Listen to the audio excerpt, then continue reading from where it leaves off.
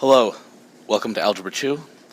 Today we're looking at Chapter 7, Section 4, but just the first part, the part where we are introducing logarithms.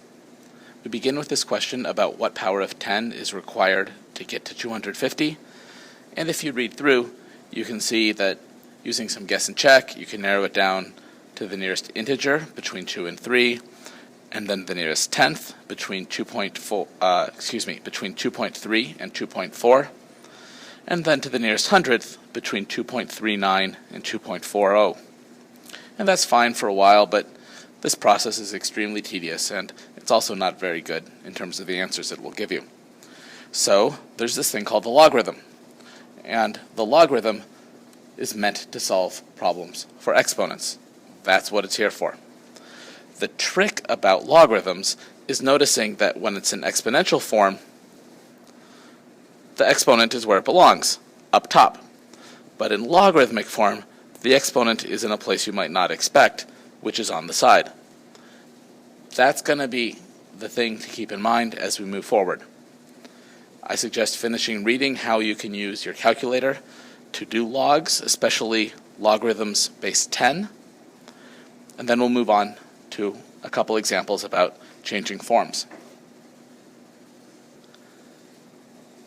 So in our first example, log base 3 of 9 equals 2, you're meant to know that that's originally in logarithmic form, and we know that because it says log.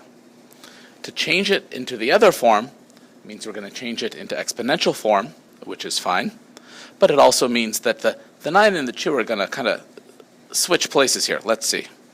It turns into 3 squared equals 9. All right, now, for the next example, it's 2 to the 5th equals 32. So you should notice already that that's an exponential form. To turn that into logarithmic form, though, it's going to be log base 2, and the 32 and the 5 will switch. So it's log base 2 of 32 equals 5. Now the next example. You notice that it's in logarithmic form. And then to move it into exponential form, we'll have to keep the base as 1/2, but the negative 2 is the exponent, and the 4 goes over on the right. Finally, for these examples, this one is in exponential form, and then to keep solving it, to change the form, 1/3 is going to be the base, but then 1/27 becomes the argument, or the thing inside the log, and 3 is the exponent. All right. Now, I strongly recommend you read example 1 and then example 2, which talk about how you solve logarithmic expressions, how you evaluate logarithmic expressions. And then when you're ready, we'll go ahead and show how to do these.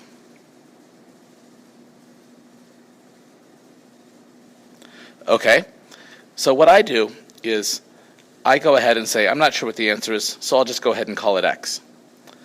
Then I'll change the form to 6 to the x equals 36.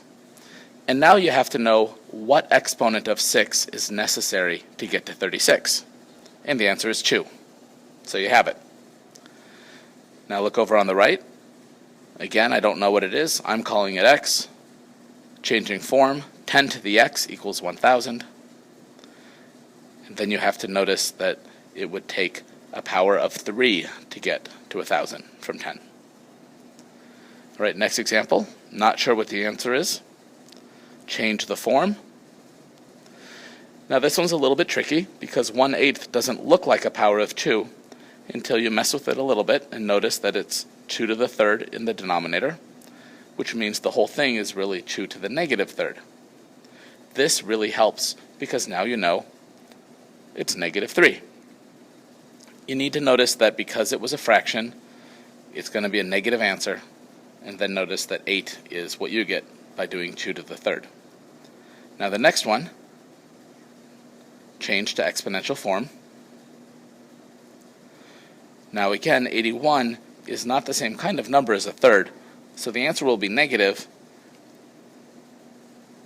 and so it will be negative 4. that will turn the 1/3 around into 3.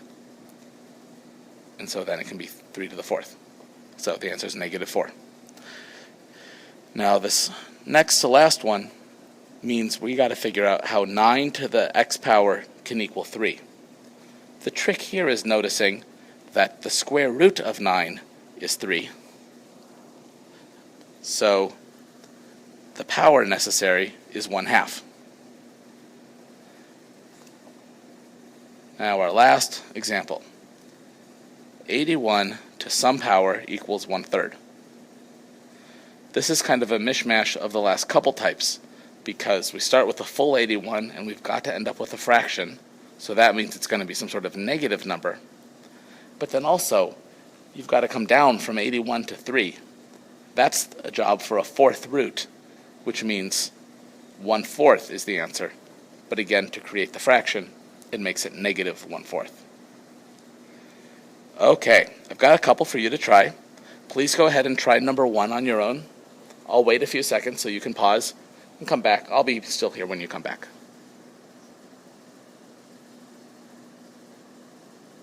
Welcome back. Here we have the answer of x equals 3. That's a pretty straightforward logarithm problem, which is good to start with. Number 2 is a little bit harder. I'll wait a few seconds so you can pause the video, try it yourself, and I'll still be here when you come back.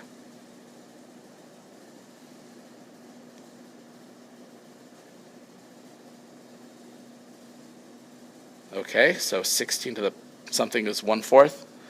So the answer is -1/2, because you needed a negative number to make a fraction out of 16, and then it's 1/2 because 4 is the square root of 16. That's all we have today. I hope you understood. Please do let me know if you have any questions. Thank you for your time.